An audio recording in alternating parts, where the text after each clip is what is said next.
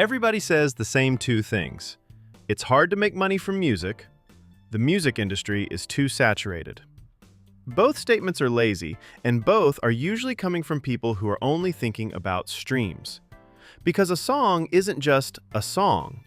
A song is an asset, and like any asset, it can earn in multiple ways, in multiple markets, for decades.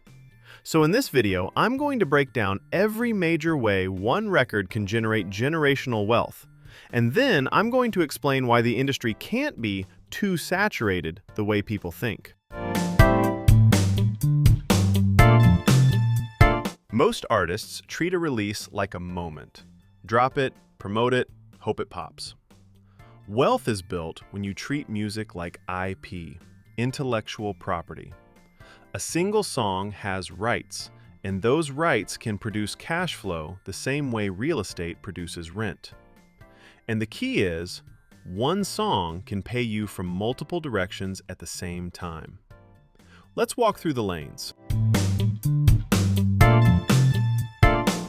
Streaming money isn't one thing. It's two buckets. Master royalties, money tied to the sound recording. Publishing royalties, money tied to the composition, those lyrics or melody. If you only own the master but not the publishing, or vice versa, you're leaving money on the table. Generational play, ownership. If you keep control of both sides, that song can keep paying long after the hype dies. Mechanical royalties are paid when the composition is reproduced, downloads, physical sales, and interactive streaming in many contexts. A lot of artists don't even track this properly, especially when they're moving fast. But the boring paperwork is where the long-term checks come from.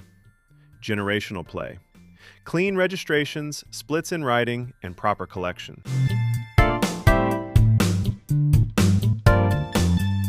When your song is performed publicly, radio, TV, live venues, some digital uses, performance royalties can trigger.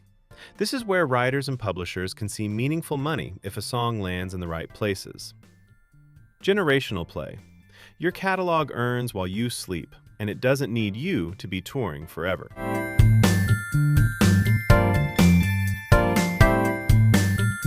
Sync is when your song is paired with visual media. This is one of the cleanest paths to large payouts because you can earn an upfront sync fee plus back-end royalties depending on placement and territory. One placement can change the economics of a career, and a catalog of sync-ready songs is basically a licensing business. Generational play. Build a catalog designed for licensing, and your family inherits a rights portfolio. If your music is used in user-generated content, YouTube videos, shorts, creators, your song can earn through Content ID and platform monetization systems. People think going viral is random. The smarter version is design your music to be usable. Hooks creators can loop, clean intros, strong drops, emotional cues, generational play. Thousands of small uses become a steady river.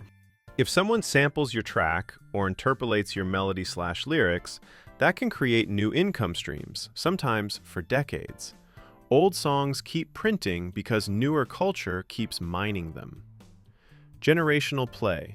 Protect your publishing, clear properly, and negotiate splits intelligently.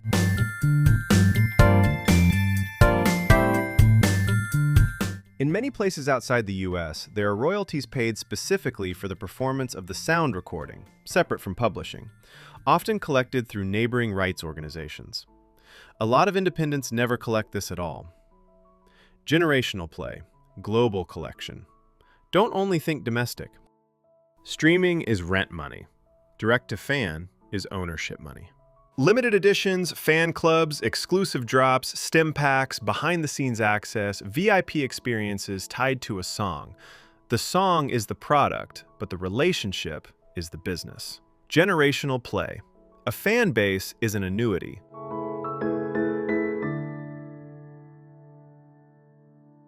When your song generates reliable cash flow, it can be valued and sold. Catalog acquisition. Partially sold, or sometimes used as collateral depending on the deal structures available to you.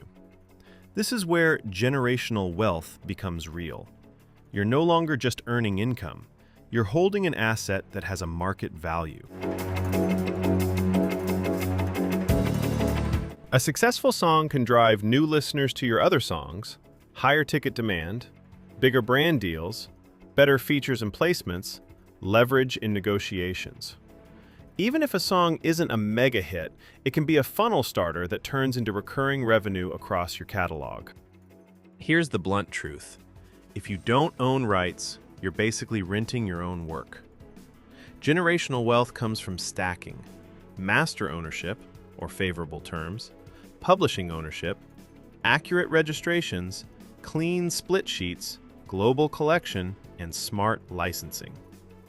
That's the difference between I dropped a song and I built an asset.